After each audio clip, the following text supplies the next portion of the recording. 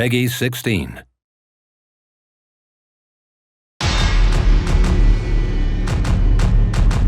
My name's Mike Tucker. I'm the designer programmer of TTD, and it's a love letter, I guess, to 80s, 90s arcade games, and we feel like it's the T2 game we should have had back in our youth.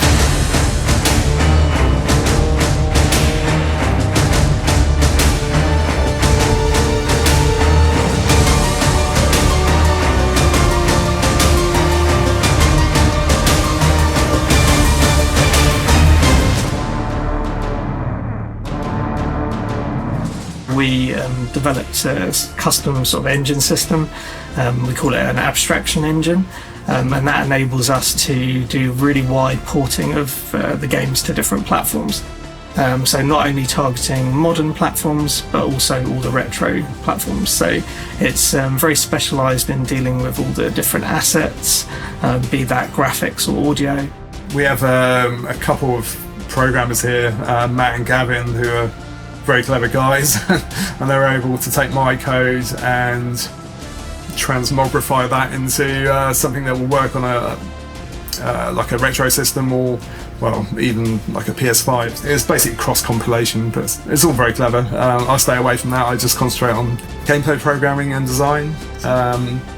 Yeah, the beauty of it is that we just target one platform, and then from that we can hit just about anything else we want to, really, as long as the screen resolution allows, and the memory, of course.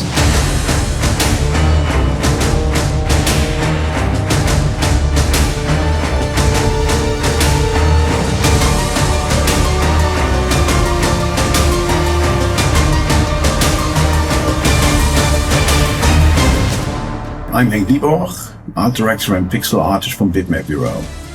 I took on the future wall levels in our game, which are action-packed run-and-gun missions with many iconic enemies and vehicles.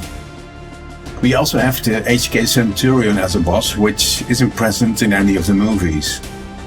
The first time seeing your HK Centurion boss appear from behind a collapsing building in-game was just excellent. It's always a great moment when you see your art come alive in the game. Animating that thing by hand was quite a challenge also, but very satisfying. Also, the attract sequence is a winner for me, which I created late in the project, which makes it feel like a proper arcade game experience.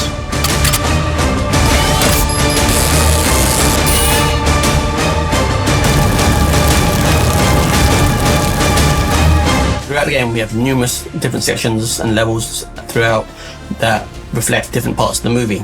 The movie is something we all grew up with and all love dearly, and when anytime you're translating something from one medium to another medium, you have to get the feel correct, you have to get all the key points, you have to get all the moments in the original source across. When I heard about the project, I knew it was going to be a big ask, because T2 spans so many scenes and characters, and in my head I thought, yeah, this is going to take multiple types of gameplay. Terminator 2 has a number of iconic scenes in the film, and what we found in the game design phase was that they don't suit a particular type of gameplay.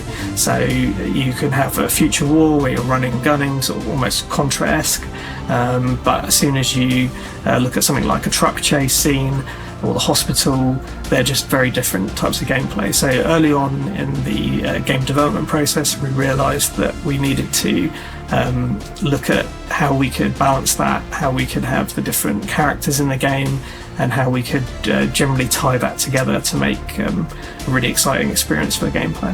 It meant jumping around many genres, and yeah, it was quite a challenge, making sure that each genre felt fun and kind of flowed from one into the other. But yeah, I think it worked. Also, the game had to be playable enough and teach you to play within seconds, otherwise you'd be confused and you give up on the game. So getting that curve of difficulty just right is an important part of it, and that all comes from retro gaming. So taking those lessons we've learned throughout time and applying to new games is super important. I think retro gaming's really made a comeback in recent years, and I think people are starting to see the appeal of the immediacy of retro gaming. This, sometimes you could say the simplicity, maybe the accessibility of it. Yeah, I think there's a lot to be said for being able to plug in a cartridge, turning on a machine, and playing within a few seconds. Looking back, honestly, we didn't expect the project to be this massive when we first started it, but we kept on adding more and more cool stuff once it started showing its potential. The massive amount of pixel art and animation in this project is just insane. The guys at the Reef came up with so many great stuff, we just had to implement it one way or another. Those little moments early on just really crystallised to us the level of quality that we could still do in the traditional retro style, but how we could really push it to the nth extreme. So when I came on board and he told me what the project was, childhood me just was so excited and just exploding with joy. Who wouldn't want to work on a game that was from their childhood?